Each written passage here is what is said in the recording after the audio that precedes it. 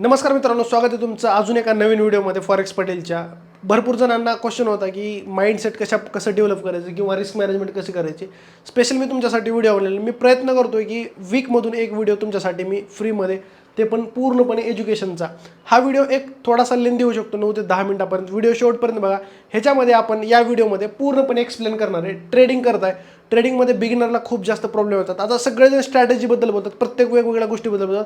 पण माझं म्हणणं असं आहे की आपण स्ट्रॅटेजीबद्दल न बोलता आपण पहिल्यांदा माइंडसेट कव्हर करू.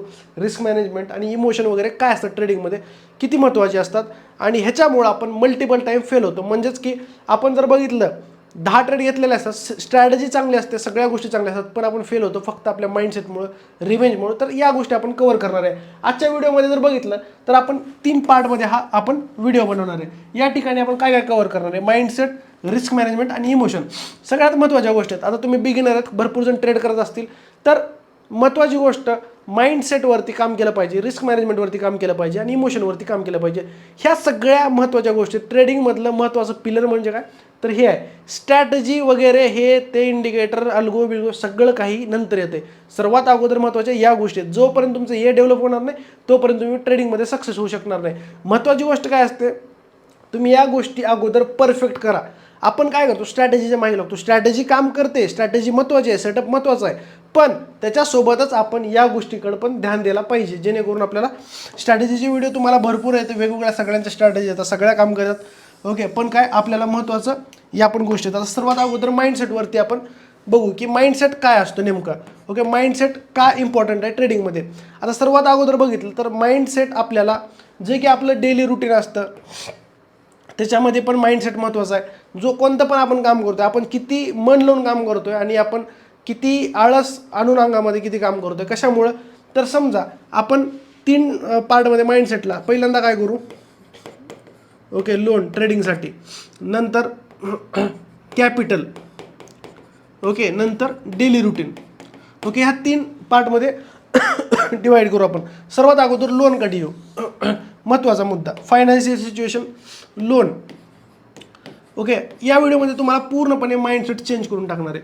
सर्वात अगोदर एखादा बिगिनर असतो, त्याचं म्हणणं असतं की बाबा मी 10,000 कॅपिटलवरती काहीच होणार नाही. मी काय करतो, 50,000 कॅपिटल घेतो, लोन घेतो एखाद्या ॲपमधून. ओके, भरपूर ॲप वगैरे भेटतात, लोन घेतो मी आणि लोन घेऊन मी ट्रेडिंग करतो. ओके, सर्वांना वाटतं की बाबा मी ट्रेडिंग करतो, मी थोडेफार प्रॉफिट बनवतो आणि हे लोन काय मी पे करतो. ओके, सर्वांचं असं माइंडसेट असतो.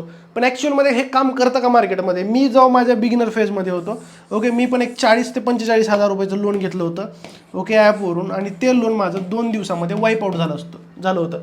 त्याच्यावरून मला असं समजलं की लोन घेऊन आपली ट्रेडिंग सक्सेसफुल होणार नाही. तुम्ही लोन घेताय, ओके, लोन कशासाठी घ्यायला पाहिजे ते पण सांगतो. तुम्ही घर घेताय, तुम्ही गाडी घेताय, तुम्ही एखादी वस्तू घेताय, त्यासाठी तुम्ही लोन घेऊ शकता. पण जर तुम्ही ट्रेडिंगसाठी लोन घेताय तर सर्वात मोठी चूक करताय. लोन घ्यायचं नाही ट्रेडिंगमध्ये, कारण की तुमचं लोनमुळं फ्रस्ट्रेशन वाढणार आहे. एक डोक्यामध्ये प्रेशर असतं की मला महिन्याला पैसे पे करायचे, त्या पैसा रिकवर करण्याच्या नादामध्ये किंवा बाबा लोन रिकवर करण्याच्या नादामध्ये, घेतलेले पैसे रिकवर करण्याच्या नादामध्ये तुमची ट्रेडिंग खराब होते आणि हे लोन जे आहे ते मॅक्स टू मॅक्स 2 ते 4 दिवस टिकतं, नंतर पूर्ण अकाउंट वाईप होतं, कारण की त्या पैशामागं इमोशन आहेत. आता अजून एक गोष्ट सांगतो, ज्या पैशामध्ये इमोशन नाही तोच पैसा तुमचा ट्रेडिंगमध्ये टिकणार आहे. तुम्ही म्हणताल आता लोन नाही घ्यायचं, काहीच नाही करायचं, पैसा आणायचा कुठून. ओके, घरच्यांकडून पण पैसे घ्यायचे नाहीत, ओके, मित्रांकडून पण पैसे घ्यायचे नाहीत. समजा फायनान्शियल सिच्युएशन की सर्वात अगोदर प्रत्येकाला पेमेंट असते 20,000 ते 25,000 रुपये, बरोबर आहे. सध्याच्या टायमाला 20,000 रुपये पेमेंट आहे. ओके, तर मी एक नियोजन सांगतो तुम्हाला. या 20,000 रुपये पेमेंट आहे, ओके, तुमचा 15,000 रुपये जर महिन्याचा खर्च असेल तर ह्याच्यामधून तुम्ही 5,000 रुपये फक्त तुमच्या ट्रेडिंगला टाकायचं. हे जे 15,000 रुपये तर ह्याच्यामध्ये तुमची EMI, राहणं, खाणं, पिणं सगळं सरासरी 20,000 रुपये सांगतो. तुमचा पेमेंट 40,000 ते 50,000 रुपये असेल, तुमचं 40,000 रुपये तुमचं सर्व खर्च भागला पाहिजे आणि 10,000 मध्ये तुम्ही सर्वाईव्ह केलं पाहिजे मार्केटमध्ये. सुरुवातीच्या टाईममध्ये तुमचे लॉसेसच होणार आहेत. मी म्हणत नाही की तुमचे प्रॉफिट होतील म्हणून. सुरुवातीच्या काळामध्ये तुम्ही कुठलंही ब्रह्मास्त्र घ्या, कुठली स्ट्रॅटेजी घ्या, काही घ्या, तुमचा लॉस होणं फिक्स आहे. का, कारण की सुरुवातीच्या काळामध्ये आपल्याला मार्केटचं बिहेवियरच समजून घ्यायला मिनिमम 1 महिना जातो. ओके, दुसऱ्या महिन्यामध्ये तुम्हाला लॉट साईज मॅनेज करायला, रिस्क मॅनेजमेंट मॅनेज करायला, ह्या गोष्टी जाणारच आहेत. तुम्हाला लॉंग टर्ममध्ये काम करायचं तर या गोष्टी महत्त्वाच्या आहेत. आता पुढे जाऊ आपण. ओके, कॅपिटलचं जुगाड कुठून करायचं. ओके, तुम्ही काहीतरी जॉब करा, फ्रीलान्सिंग करा, काही पण करा, पण तुम्ही जो पैसा तुमच्या मेहनतीनं कमवला त्या पैशाची तुम्हाला व्हॅल्यू असणार आहे. ज्या पैसा तुम्ही रात्रंदिवस एक करून कमवला तोच पैसा ट्रेडिंगमध्ये टिकणार आहे. कशामुळं, जेव्हा आपण घाम गाळतो, जेव्हा बाहेर जातो, पैशाचा जुगाड करतो, तेव्हाच आपल्याला त्या गोष्टीची व्हॅल्यू. दुसऱ्याकडून इझिली घेतलं किंवा लोन इझिली घेतलं तो पैसा टिकणार नाही, लक्षात घ्या. आणि जेव्हा स्वतःचा पैसा असतो ना तेव्हा काय होतं, एक थोडंसं लोड कमी होतं, फ्रस्ट्रेशन कमी होतं, त्याच्यामुळे स्वतःचा पैसा वापरा ट्रेडिंगमध्ये. आता दुसरा गोष्ट की कॅपिटल किती टाकायचं. एखादा बिगिनर माणूस आहे त्याला कॅपिटल टाकायचं तर किती. मी सर्वात चांगलं सजेशन देतो, तुम्ही फक्त आणि फक्त $100 टाका, जर नसतील $50 टाका, नो प्रॉब्लेम. असं म्हणतात मोठंच कॅपिटल लागतं, तर माझ्या म्हणण्यानुसार मोठं कॅपिटल लागत नाही ट्रेडिंगला. तुम्ही मिनिमम $50-100वरती सर्वाईव्ह करायला शिका आणि मगच तुम्ही मोठ्या कॅपिटलकडे वळा. तुम्हाला म्हणतात $200 टाका, 300, 400, 500, असं काहीच गरज नाही मित्रांनो. $50वरती अगोदर तुम्ही शिका तरी 0.01 अकाउंट कसं ग्रो करतात. $50 10 वेळेस वाईप आउट करा, नो प्रॉब्लेम. किती जण आहेत, $500 जण आहेत. $200 जर वन टाईम गेले तुम्हाला डिप्रेशन येणार आहे. तर तुमचा जो कॅपिटल आहे, समजा तुमचं $100 कॅपिटल आहे, ओके, किंवा तुमच्याकडे $50,000 ठेवलेले आहेत सेविंगला, ओके, तुम्हाला $200 यूज करायचा आहे, ओके. $200चे 3 पार्ट करा किंवा 4 पार्ट करा, 50, 50, 50, 50, ओके. जर तुम्ही हे सगळे जर वाईप आउट केले तर समजायचं तुम्ही झिरो आहे ट्रेडिंगमध्ये, तुम्हाला अजून शिकण्याची गरज आहे, ओके. किंवा $200 ठेवलेत तुम्ही बॅकअपला, तर 100 दोनदा टाका.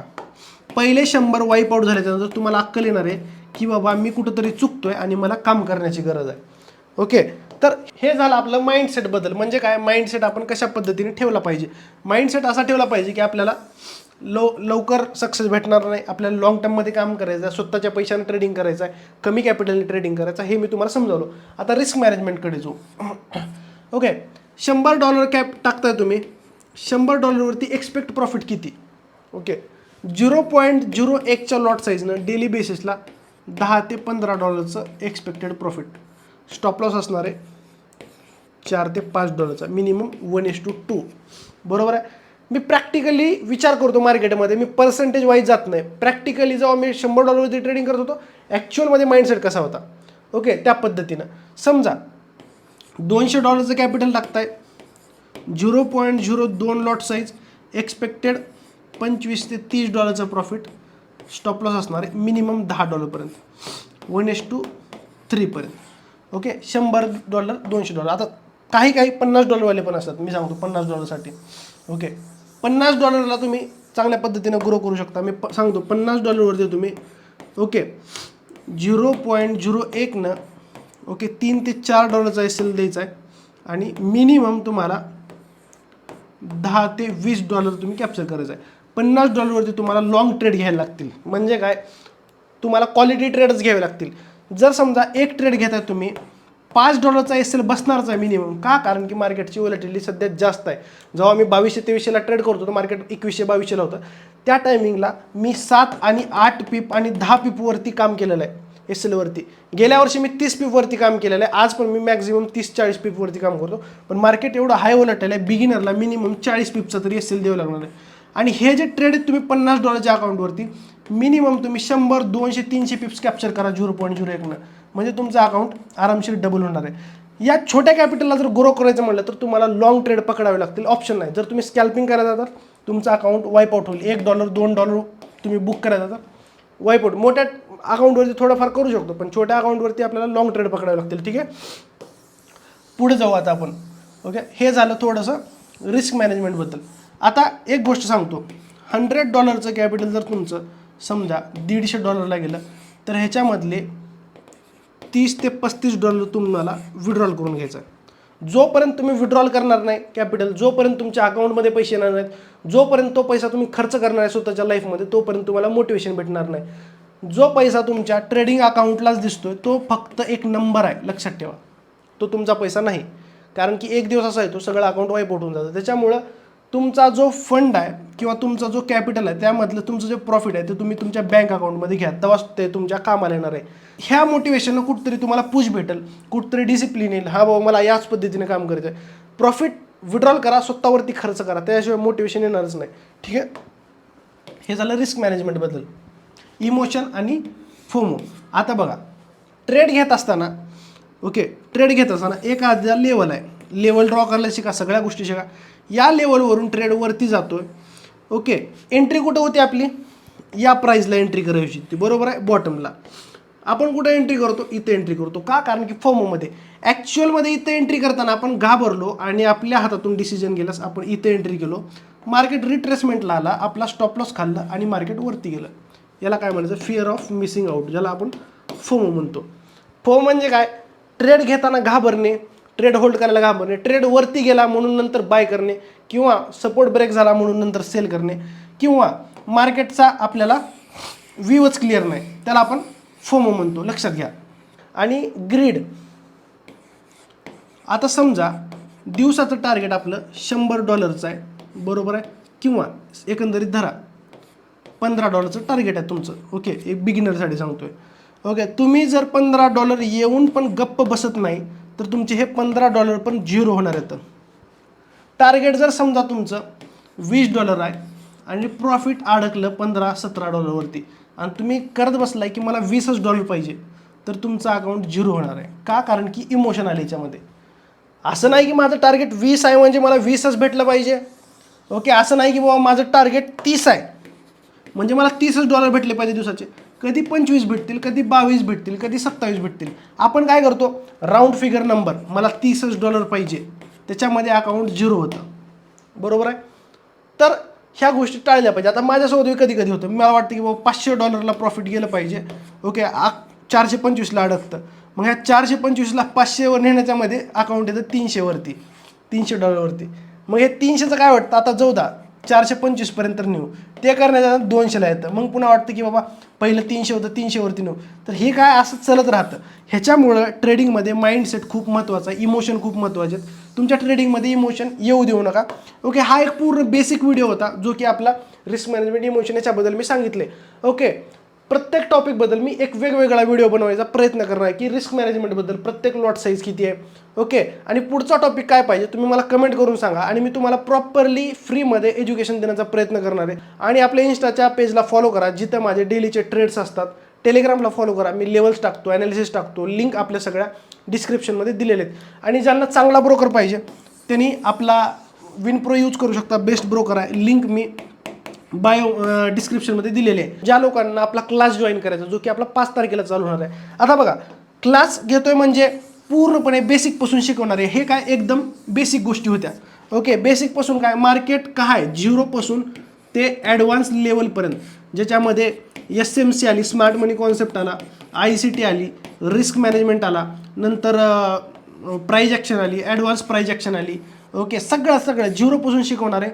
आपला क्लास असतो 1 महिन्याचा, डेलीचा 8 ते 9 किंवा 9 ते 10चा टाईम असतो. आणि ह्याच्यामध्ये आपण सगळं काही कव्हर करतो, माइंडसेट वगैरे सगळ्या गोष्टी. आता ह्याची फीस तुम्हाला वाटेल 10,000 आहे, 20,000 आहे, 30,000, असं काहीच नाही. एकदम कमी फीसमध्ये आपण हा क्लास घेतो. ज्यांना कोणाला जॉईन करायचं आहे आपण 30% डिस्काउंट ठेवलेलं आहे, जॉईन करू शकता. आता माझा क्लास जॉईन केल्यास काय होणार आहे ते सांगतो. तुम्हाला एक प्रॉपर गायडन्स भेटणार आहे. म्हणजे काय की बाबा तुम्हाला प्रॉपरली काम करायचं मार्केटमध्ये, झिरोपासून मी तुम्हाला गाईड करणार आहे, तुम्हाला स्ट्रॅटेजी देणार आहे, तुमचा माइंडसेट बिल्ड करणार आहे. फंडेड अकाउंटवरती जरी कॅपिटल नाही तरी पण आपण मार्केटमध्ये कशा पद्धतीने सस्टेन होऊ शकतो, म्हणजे बेसिकपासून. आता कॉन्टॅक्ट नंबर देतो, मला कॉल करा, मी स्वतः बोलतो, मी स्वतः इन्फॉर्मेशन देतो सगळी. मला व्हॉट्सअपला मेसेज करा, मी तुम्हाला क्लासबद्दल पूर्ण डिटेल्स पाठवतो. पहिल्यांदा स्टुडंटचे रिझल्ट पण बघा टेलिग्रामला, इन्स्टाला. नंबर देतो मी, नंबर या ठिकाणी पण टाईप करतो. या नंबरवरती मला व्हॉट्सअपला मेसेज करू शकता, 8856981398. मला व्हॉट्सअपला मेसेज करा, मी तुम्हाला पूर्ण डिटेल्स देतो. भेटूया नवीन व्हिडिओमध्ये, पुढच्या व्हिडिओमध्ये. तोपर्यंत बाय.